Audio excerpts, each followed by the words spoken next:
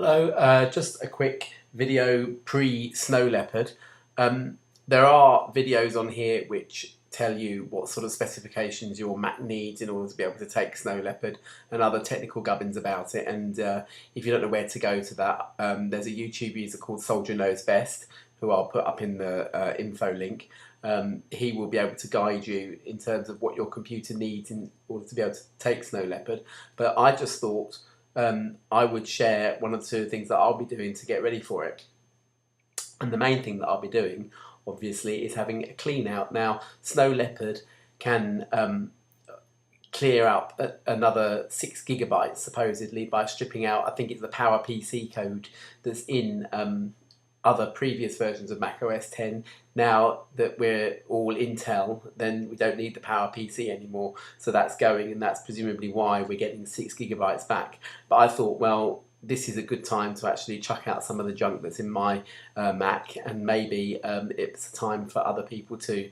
So without further ado, these are some ideas that I thought perhaps I could start with. First of all, any applications you don't need. So here's my applications folder here. Are there any here that I don't need? Well, I'm going to have to go through that. I'm not going to do it right this second. But a good little application is App Zapper, which costs money, but it's a nominal fee for.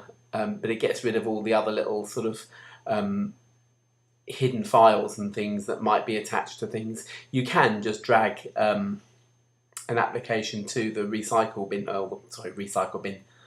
Hush my mouth. Trash, and that will get rid of an application as near as damn it for you. But if you're bothered about having a few kilobytes worth of other files hanging around as well, then get something like App Zapper to do that for you. Another good little program here is Onyx. Now this is a free open source application.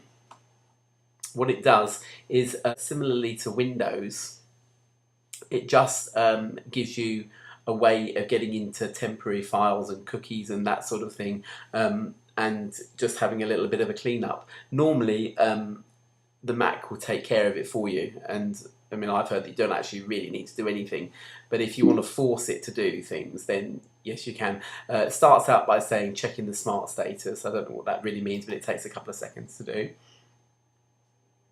So we'll watch that do that. Okay. Now it says that you should verify your disk, and that's going to go into disk utility and verify disk. I'm not going to do that. I did it this morning, so I'm not going to do that. Type your password in. Don't look. Let's get this right. Okay, and then it puts up this message, which I recommend you read, but I've read it about 1,000 times, so I don't need to. And then you can go into maintenance, which gives you a chance to repair your permissions. Scripts, I don't know anything about that or that. But the best thing to do is to look in cleaning, in system cleaning. You can execute that. That will actually save you some space.